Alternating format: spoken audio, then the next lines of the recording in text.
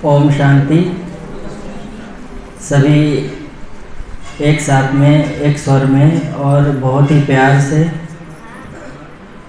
कोई तेज नहीं, कोई धीरे नहीं, एक स्वर में जब आप बोलेंगे, ओम का उच्चारण करेंगे, तो यहाँ का जो वातावरण है, यहाँ पे जो पहले का जो वातावरण है, जैसे यहाँ पे आपको पता है ये मैरिज हॉल है, पार्टियाँ होती हैं, शादियाँ होती हैं, और यहाँ पे आज क्या है, सत्संग कहें, और आज परमात्म मिलन है, ईश्वरी मिलन है।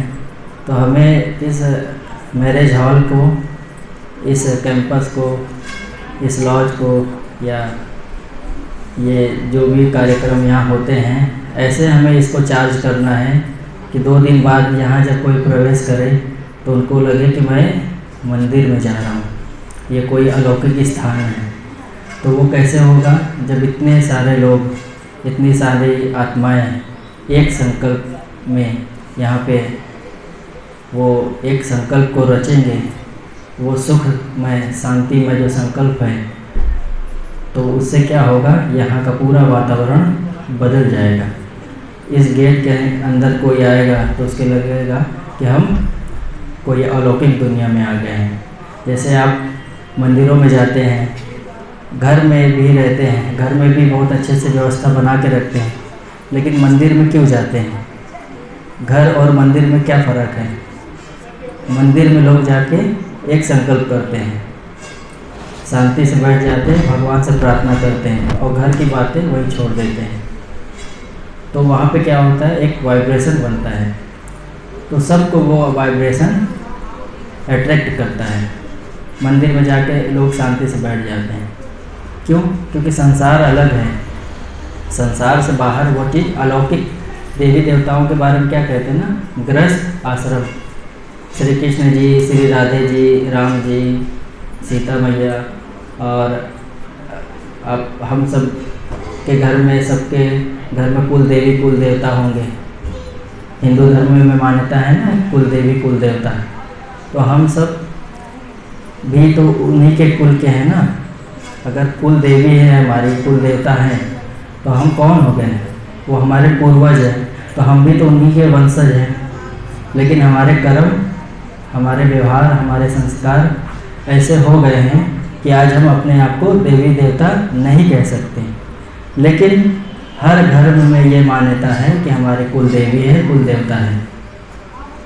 और ये प्रूफ करता है, जैसे गुरु नानक को मानने वाले सिख हो गए, इब्राहिम को मानने वाले, मोहम्मद को मानने वाले मुस्लिम को मानने वाले मुसलमान हो गए, जीसस क्राइस्ट को मानने वाले क्रिश्चियन हो गए। तो देवी देवताओं को मानने वाले कौन हो गए? सोचने वाली बात है। हिंदू नहीं है।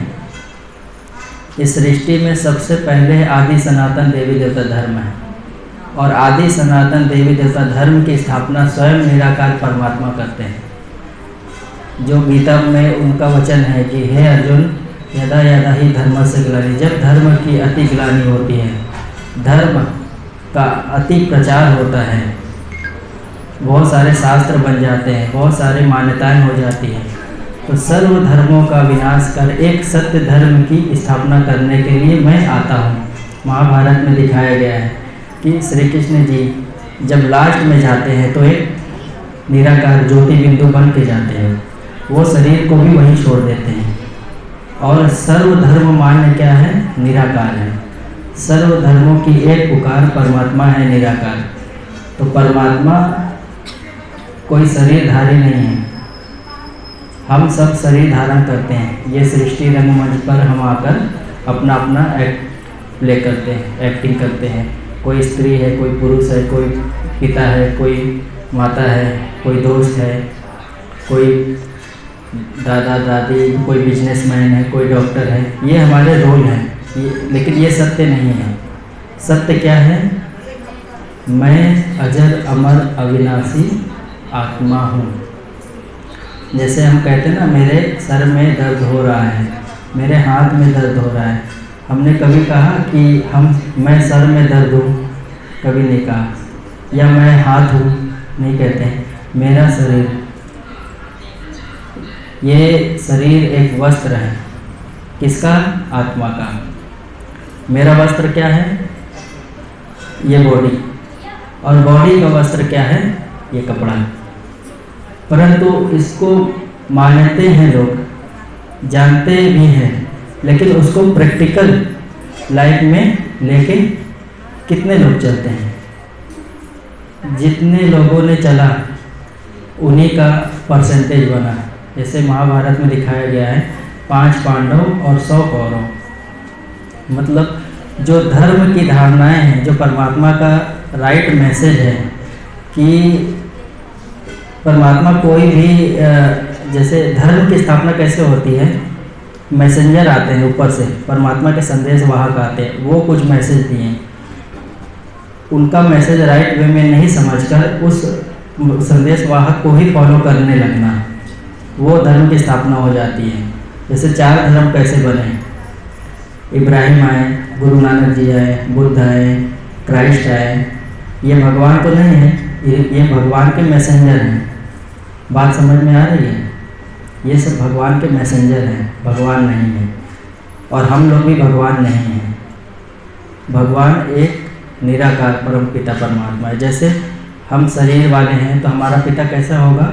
मनुष्य का पिता मनुष्य होता है, जानवर का पिता जानवर होता है।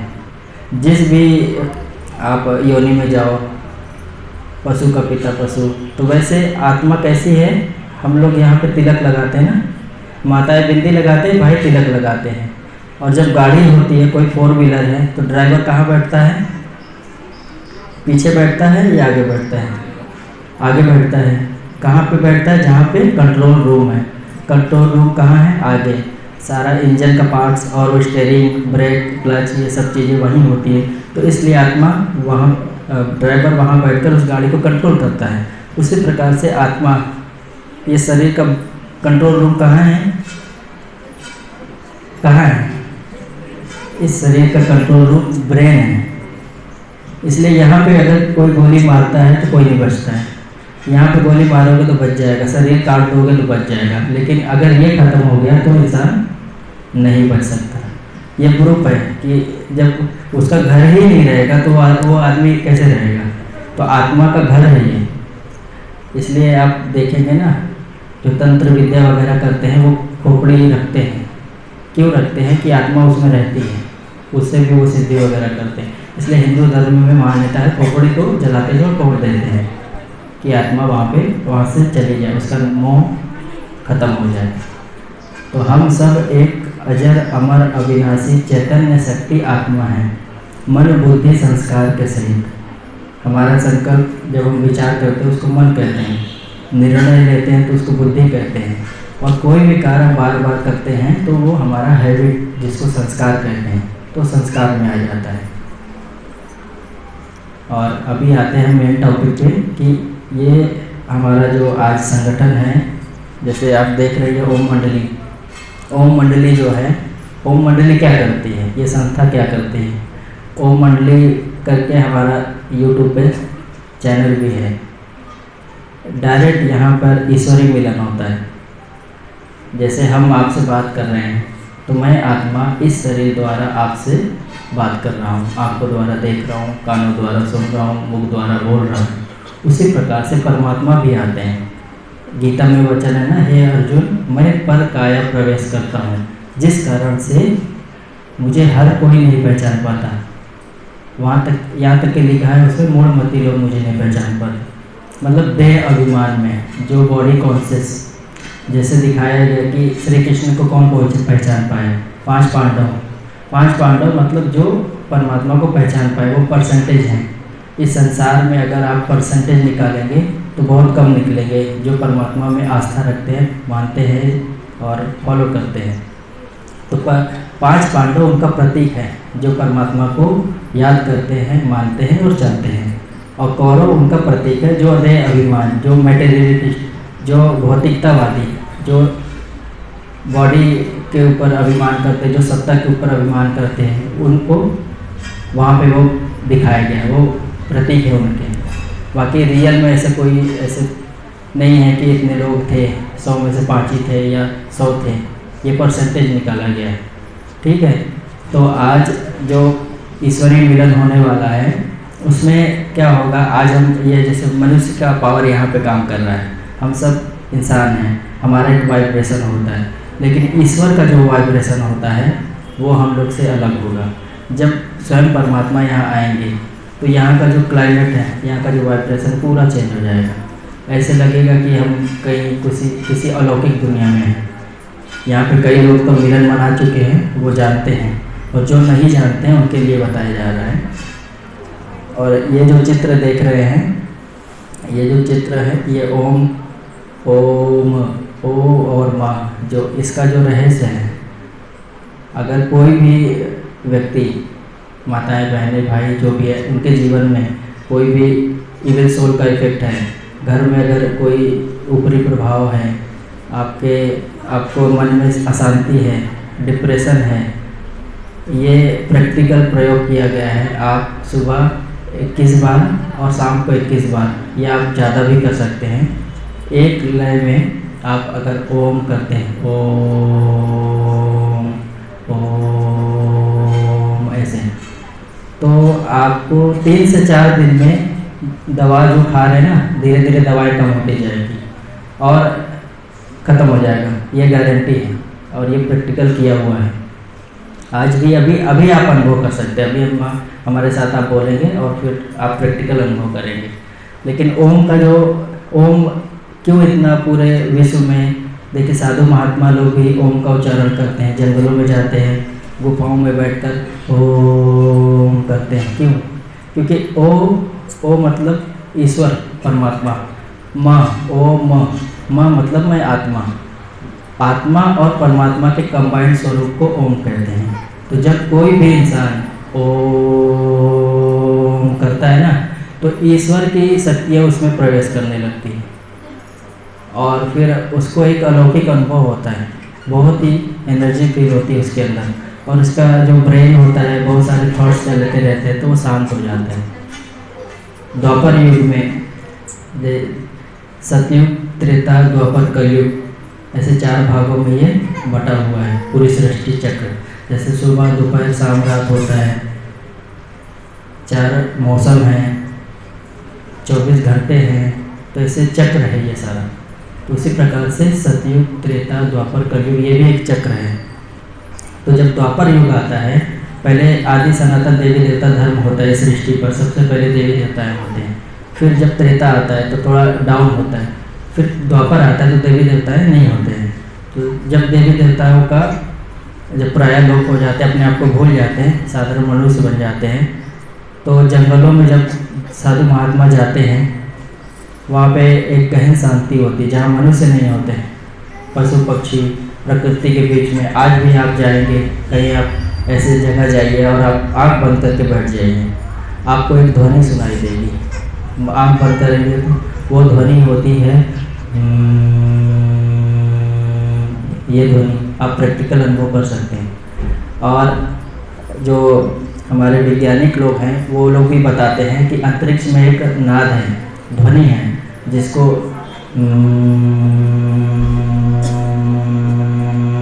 ये ध्वनि है वहाँ पर अंतरिक्ष में। तो और ओम जब लास्ट में आप आते थे तो ओम लास्ट में ये ध्वनि आती है।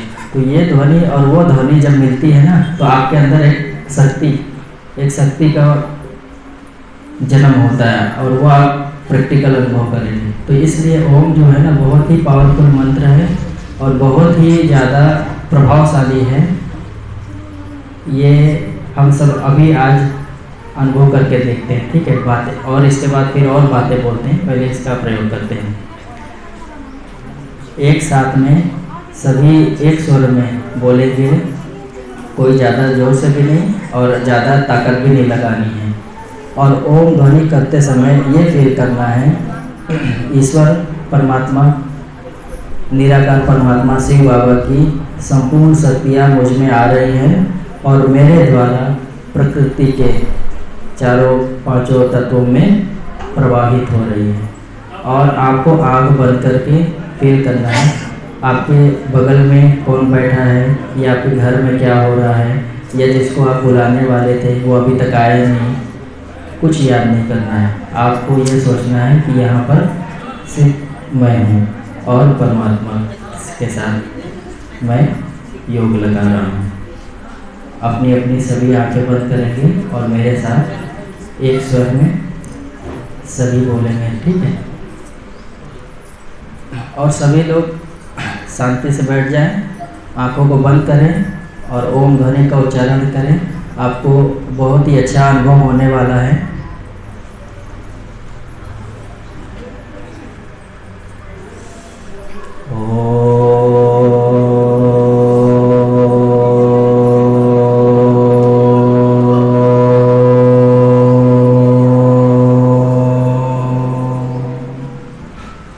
सभी लोग साथ में बोलेंगे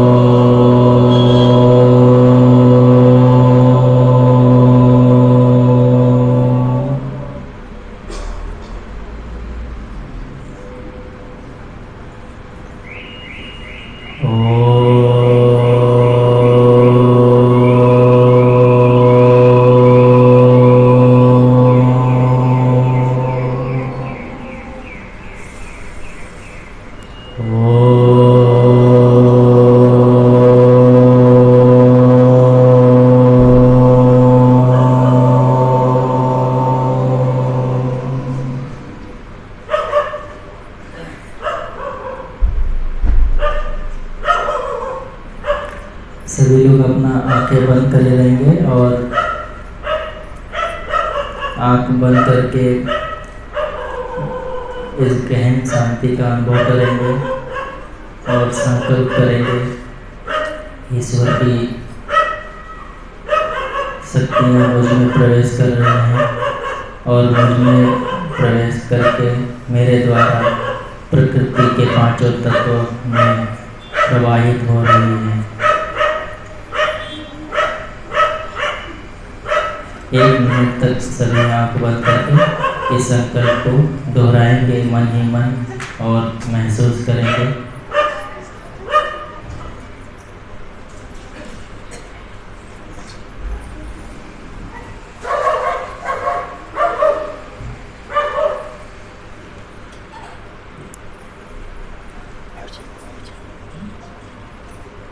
म्यूजिक म्यूजिक कौन सा होती है बजाइए।